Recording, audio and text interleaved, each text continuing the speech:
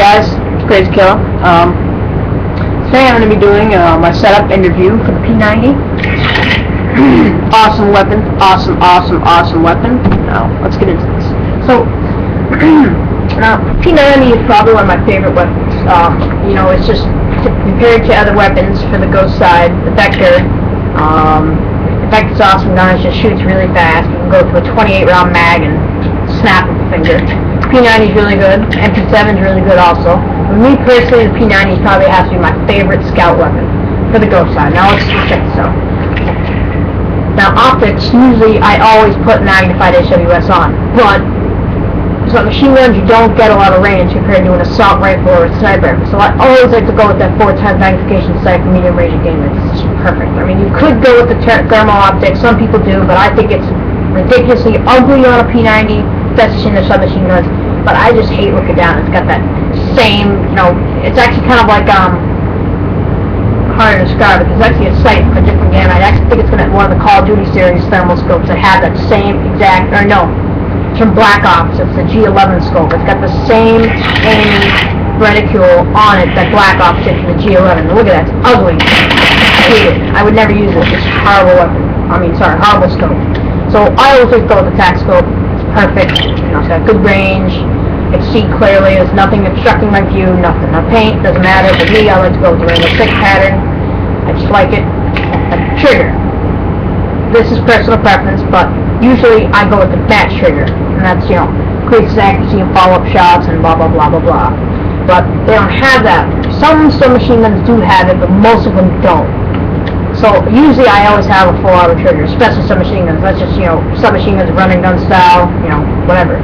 So, but this one has a 2-stage trigger. The 2-stage trigger, it allows you to shoot full auto or semi-auto. So really, it's personal preference. But you know, like I said, for long range shots, I like to use single shot. So that the 2-stage trigger is perfect.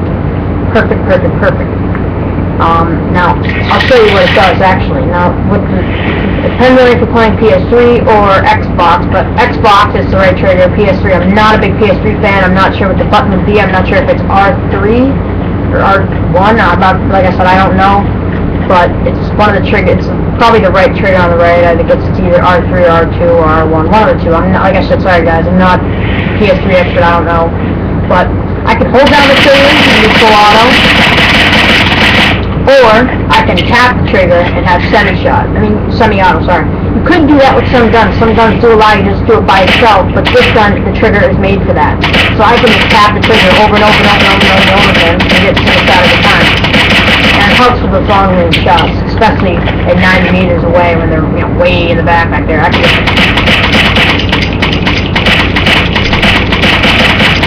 Dead. So me personally, 2-stage trigger is how it is. Magazine, you could go with armored piercing ammo, but that's if you have it unlocked. If you don't have it unlocked, you're going to have to go with the standard magazine. This gun, P90, already has a 50 round mag. There would be no reason to have extended mag, so that is overkill. So me, personally, armored piercing ammo, and that is probably, obviously, you know, best option to go with if you have them unlocked. So definitely go with the armored piercing ammo. And I'll show you the discrepancy when we get to the muzzle. Now the gas system, you could go with overgas. You know, for a while I actually did have it overgas, but you do not need 1155 rounds per minute. You do not need 1050 rounds per minute. For me, 945 rounds per minute is perfect.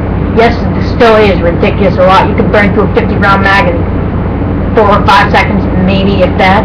But me, under gas, you know, it's preference. If you like to have a really fast firing rate, if that's the case, I would just go with the Vector. Really, because the Vector has like over 1200 rounds per minute. But, you know, under gas is definitely how I have all my guns. Now, the side rail, you could go with the aiming laser. And most guns, I actually do use the aiming laser because it gives you a nice visual aid where you're going to shoot. It also increases control. But I like the OTR scanner. You know, if I'm far away, I can't see where someone is. They're behind cover. It picks up heat detection to find enemies that are visual while aiming or in scope view. You have to be in scope view. You have to be. Every time I try just with LT precision aiming, it doesn't work. So you have to be in your scope view to be able to see it. What it does is it picks up little heat sensors. If someone's just running behind cover, it'll pick up those heat sensors and show you where they are. I really like that. Like I said, I did go with the aiming laser, but I'd rather this. I'm actually going to purchase that, so when I have that, I can switch off. Now here we go, muzzle. So, most guns, I use the compensator. Most of them, I really do use the compensator. But with this weapon, being a scout weapon, I like to be off the radar and quiet. Yes, it does reduce the firepower and range, but I have armor-piercing ammo on, so what I lose from the suppressor, the armor-piercing ammo makes up for. So if I put the compensator on, you see how my damage and range go up, just like a millimeter, if that. And that's for my armor-piercing ammo. Now if I put the suppressor back on, yes, I lose that, but my armor-piercing ammo is making up for it. So technically the gun doesn't even have it unless I had armor-piercing ammo on. So that's why I go with the suppressor. It kind of evens itself out, but like I said, I like to be silent. Like to get my data hacks, stuff like that, but that's really just personal preference again. And we're back to optics. So let's take this puppy into the firing range and see how it does. 10 meters, wreck people. 30, wreck people. I mean, it's just, this gun is perfect. I can get people across the map with it. 2 feet in front of me.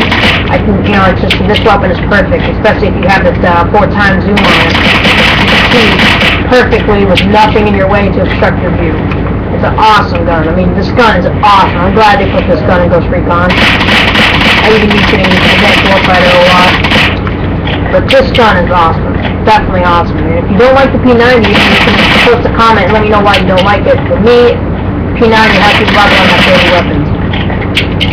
So if you guys want any specific weapons, that you want my setup and your review for it, let me know.